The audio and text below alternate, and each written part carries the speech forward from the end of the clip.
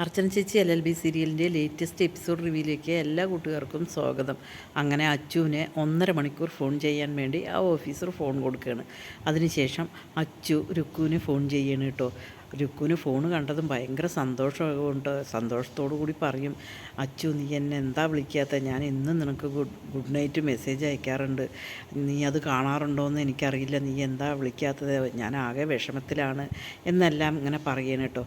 അതേസമയം അച്ചു ചോദിക്കുന്നുണ്ട്, നിനക്ക് ഇവിടുത്തെ കാര്യങ്ങളെല്ലാം അറിയുമല്ലോ, പിന്നെന്താണ് നീ എൻ്റെ ചേച്ചിയുടെ നമ്പർ നീ കൊടുത്തോ എന്നിങ്ങനെ ചോദിക്കുമ്പോൾ, ഞാൻ ചേച്ചിയോട് നമ്പർ കൊടുത്തിരുന്നു, നിൻ്റെ ചേച്ചി നിന്നെ വിളിക്കാത്തത് എൻ്റെ കുഴപ്പമല്ല, പക്ഷേ നിൻ്റെ ചേച്ചിയെക്കുറിച്ചൊരു കാര്യമുണ്ട്, ആ കാര്യം ഞാൻ പറയട്ടെ എന്നിങ്ങനെ ചോദിക്കും. എന്ത് കാര്യമാണ് എൻ്റെ ചേച്ചിയെക്കുറിച്ചുള്ളത് എന്നിങ്ങനെ പറയണം കേട്ടോ.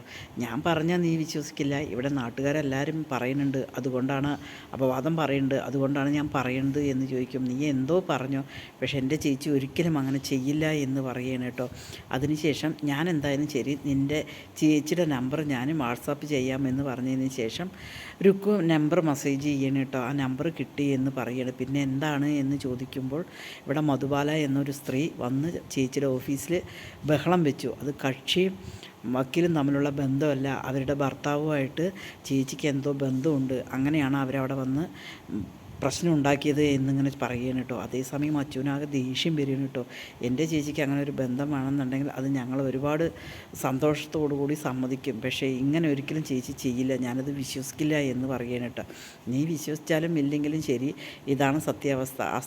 ആ സ്ത്രീയുടെ ഭർത്താവുമായിട്ട് നിൻ്റെ ചേച്ചിക്ക് മുൻപരിചയമുണ്ട്, അതാണ് പ്രശ്നങ്ങളായത് എന്നിങ്ങനെ പറയാണ്. അതേസമയം അച്ചു രുക്കുവിനോട് ദേഷ്യത്തോടു കൂടി ഫോൺ വെക്കുകയാണ് കേട്ടോ. പിന്നീട് രുക്കു ചന്ദ്രയോട് വന്നിട്ട് ഇങ്ങനെ സംസാരിക്കുകയാണ്, അച്ചു ഫോൺ ചെയ്തെന്നും അച്ചു എന്നോട് ഞാൻ കാര്യങ്ങളെല്ലാം പറഞ്ഞിട്ടുണ്ടെന്ന്, അമ്പാട്ട് കുടുംബത്തിലെ ഏറ്റവും ഇഷ്ടം അവന് ചേച്ചിയാണ്, ആ ചേച്ചിയുടെ കാര്യങ്ങൾ ഞാൻ പറഞ്ഞിട്ടുണ്ട്, അതുകൊണ്ട് ആ ചേച്ചിയായിട്ടുള്ള ബന്ധം അവൻ ഒഴിവായി പറഞ്ഞാൽ പിന്നെ അമ്പാട്ട് കുടുംബമായിട്ട് അവനൊരു ബന്ധവും ഉണ്ടാവില്ല എന്നിങ്ങനെ പറയണം കേട്ടോ. അവർ ഭയങ്കര രണ്ടുപേരും കൂടിയിട്ട് പറഞ്ഞ് സന്തോഷിക്കണം. കാരണം അച്ചുവിൻ്റെ മനസ്സിൽ വിഷം കുത്തി വെച്ചു രുക്കു. ഇനി എന്തായാലും ചേച്ചിയോട് വിളിക്കും, അത് ഉറപ്പായ കാര്യമാണ് എന്നിങ്ങനെ പറയണം കേട്ടോ. അതേസമയം ഇവർ തമ്മിൽ സംസാരിക്കുന്നത് ആര്യ ഒളിഞ്ഞു നിന്ന് കേൾക്കണം കേട്ടോ. എന്താ പറയണതെന്ന് ആര്യയ്ക്ക് മനസ്സിലാവണില്ല, പക്ഷെ പിന്നെ അറിഞ്ഞു അർച്ചനയെയും ആ JKയും കൂടിയിട്ടാണ് പറയുന്നത് ആര്യ ഒളിഞ്ഞു നിന്ന് കേൾക്കുകയാണ്. പിന്നീട് അവിടെ വീട്ടിൽ എല്ലാവരും, അമ്പാട്ട് വീട്ടിൽ എല്ലാവരും കൂടി ഭക്ഷണം കഴിച്ചുകൊണ്ടിരിക്കുമ്പോഴായിരിക്കും ഫോണ് വരിക കേട്ടോ. ഫോണ് വന്നത് മഞ്ജു എടുത്തുകൊണ്ടുവന്ന് ഫോണ് കൊടുക്കും. അച്ചുവിൻ്റെ ഫോണ് നമ്പർ എടുക്കുന്നതും, മോനെ നീ എവിടെയാണ്, നീ എന്തുകൊണ്ട് വിളിച്ചില്ല എന്നിങ്ങനെ 100,000 കാര്യങ്ങൾ പറയണം കേട്ടോ. അതേസമയം പിന്നെ അച്ചു ആണെങ്കിൽ ഒന്നും മിണ്ടുന്നില്ല. ഞാൻ നിങ്ങൾക്ക് ഫുഡ് ഉണ്ടാക്കി വെച്ചിരുന്നു, അപ്പോഴേക്കും നീ പോയി, നീ എന്തുകൊണ്ട് എത്ര നാളും വിളിച്ചില്ല എന്നെല്ലാം ചോദിക്കുകയാണ് കേട്ടോ. പിന്നീട് അനന്തു വിളിക്കുകയാണ്. അനന്തു വാങ്ങിയിട്ട് ഫോൺ സംസാരിക്കുമ്പോഴും ഒന്നും മിണ്ടില്ല. അപ്പോൾ മുകുന്ദൻ പറയടാ കൊണ്ടാ ഞാൻ സംസാരിക്കട്ടെ അച്ചുവിനോട് എന്ന് പറഞ്ഞിട്ട് മുകുന്ദനും വിളിച്ചിട്ട്, അച്ചു നീ എന്താടാ ഒന്നും പറയാത്തത് എന്നിങ്ങനെ ചോദിക്കുകയാണ് കേട്ടോ. അതേസമയം ചേച്ചിയുടെ അടുത്ത് ഫോൺ കൊടുക്കാൻ പറയുകയാണ് അച്ചു. എന്നിട്ട് അർച്ചൻ്റെ അടുത്ത് ഫോൺ കൊടുക്കുകയാണ്. ചേച്ചിയുടെ അടുത്ത് എനിക്കൊരു കാര്യം പറയാനുണ്ട്, ചേച്ചി അവിടെ നിന്ന് മാറി, എനിക്ക് വേറെ ആരോടും ഒന്നും സംസാരിക്കാനില്ല എന്നിങ്ങനെ അച്ചു പറയുകയാണ് കേട്ടോ.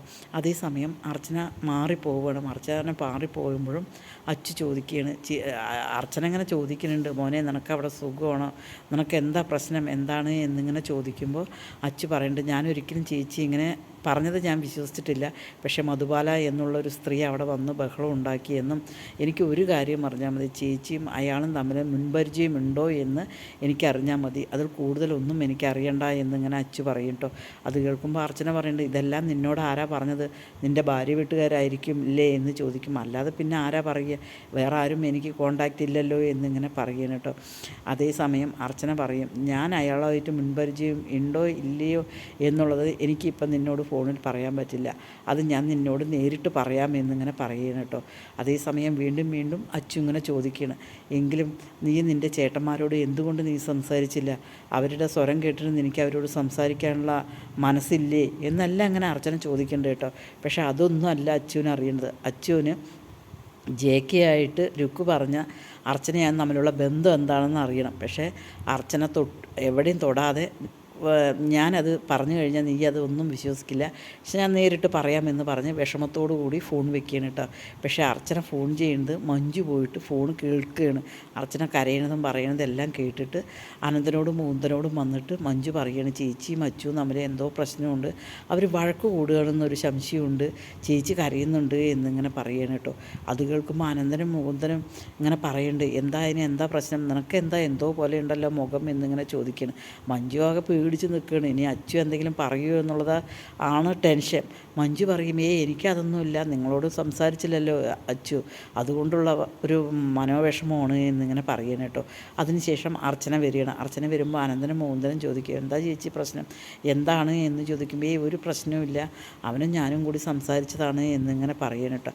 അല്ല ചേച്ചി കരഞ്ഞ് വിഷമിച്ചിട്ടുണ്ടല്ലോ, എന്താ പ്രശ്നം നിങ്ങൾ തമ്മിൽ എന്നിങ്ങനെ അവരെല്ലാവരും ചോദിക്കുകയാണ്. പക്ഷേ അർച്ചന ഒന്നും പറയുന്നില്ല.